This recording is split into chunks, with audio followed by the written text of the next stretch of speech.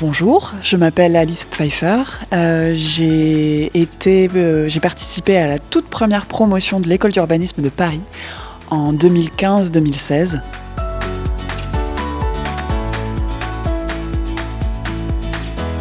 Alors j'ai choisi des études en urbanisme parce que, en fait, c'est une reprise d'études pour ma part. J'ai d'abord fait des études en sciences politiques, en droit public. Et j'ai travaillé dans ce domaine-là pendant quelques années, et particulièrement en droit international public. Et je vivais à l'époque à Santiago du Chili. Et je me suis rendu compte petit à petit que pour la première fois, je commençais à avoir une perception et des questionnements de l'ordre plus du spatial, alors que jusque-là, ma lecture de la société, du monde, des inégalités, était plutôt sociopolitique et socio-économique.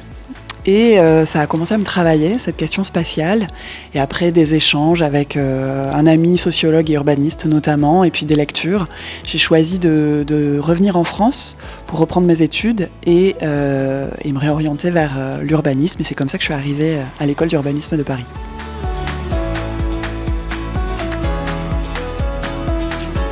Déjà, le fait que ce soit à Paris. J'avais postulé à plusieurs parcours, plusieurs écoles d'urbanisme. J'avais été acceptée dans plusieurs. Et c'est vrai que, notamment quand on se reconvertit, j'avais essayé de postuler à certains postes qui m'intéressaient, puis je voyais bien que moi j'avais pas le diplôme qui allait en face, et j'avais aussi envie d'avoir peut-être une...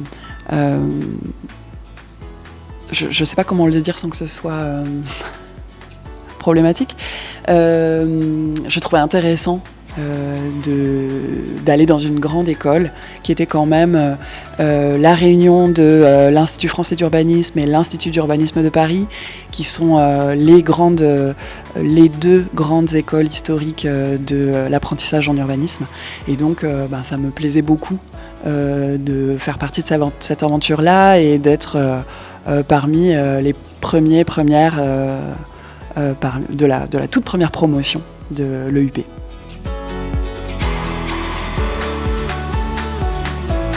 Beaucoup de choses différentes. L'école m'a apporté plein de choses différentes. Déjà, c'est là que j'ai rencontré mon associé actuel. J'ai beaucoup apprécié, pour la première fois dans mes études, j'avais la manière de travailler en atelier. J'avais jamais travaillé comme ça, en fait, cette dimension très pratique, avec une vraie commande, un groupe où on vient d'horizons très différents, on a des approches très différentes et on construit un projet ensemble qui est assez réel, avec du terrain, avec un client en face à qui on présente nos avancées, etc. Et j'ai trouvé ça très formateur et j'avais jamais eu l'occasion d'étudier de cette manière. Et puis pour la première fois en urbanisme, j'avais le droit d'avoir plusieurs casquettes. On m'a toujours sommé, avant d'arriver en urba, de choisir entre politiste et juriste, ce que je n'ai jamais voulu faire.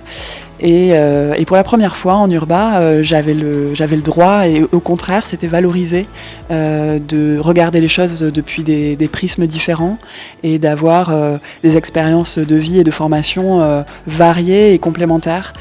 Et ça faisait du bien que pour une fois ce soit quelque chose de positif et non pas un choix à faire absolument.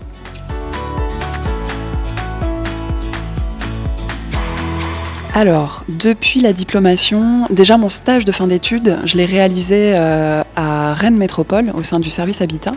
Et j'y suis restée un petit peu après mon stage. Donc en tout, j'y suis restée pendant 1 an.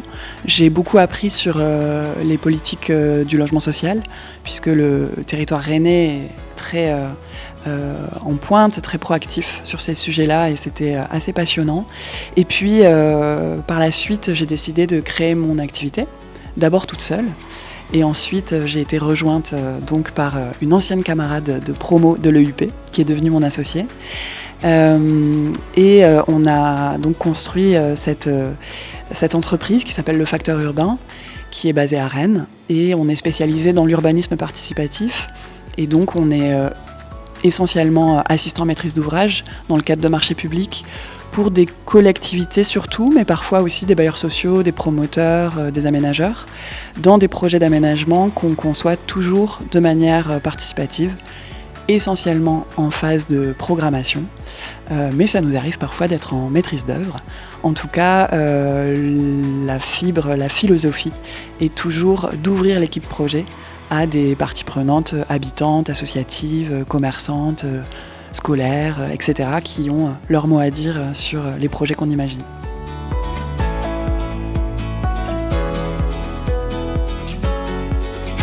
Je dirais que ma formation à l'EUP m'a vraiment mis le pied à l'étrier, m'a autorisé à... Elle m'a autorisé à... à regarder les... je vais y arriver.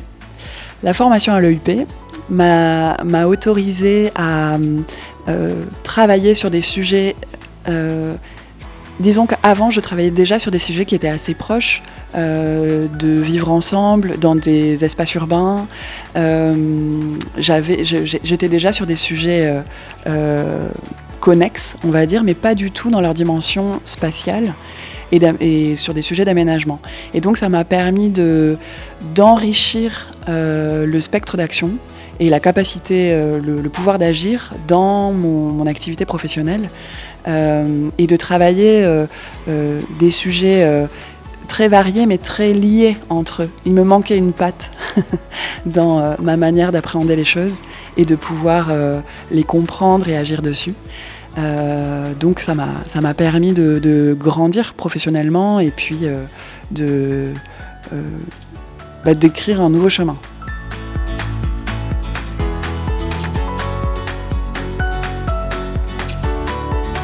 Ce qui me plaît le plus dans mon métier, c'est que pour la première fois, j'arrive... Alors ça fait ça va bientôt faire 8 ans que je travaille dans mon entreprise, mais pour la première fois, et ça ne s'est pas démenti en 8 ans, je peux toujours allier la dimension stratégique avec la dimension très opérationnelle.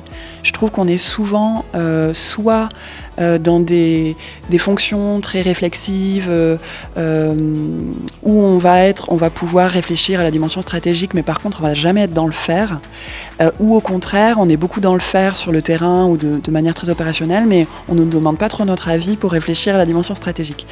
Et ça, c'est quelque chose que j'aime beaucoup, auquel je suis très attachée, de pouvoir être à ces deux niveaux tout le temps et aller de l'un à l'autre. C'est ce que je trouve le plus enrichissant dans les conditions de travail, la manière de travailler.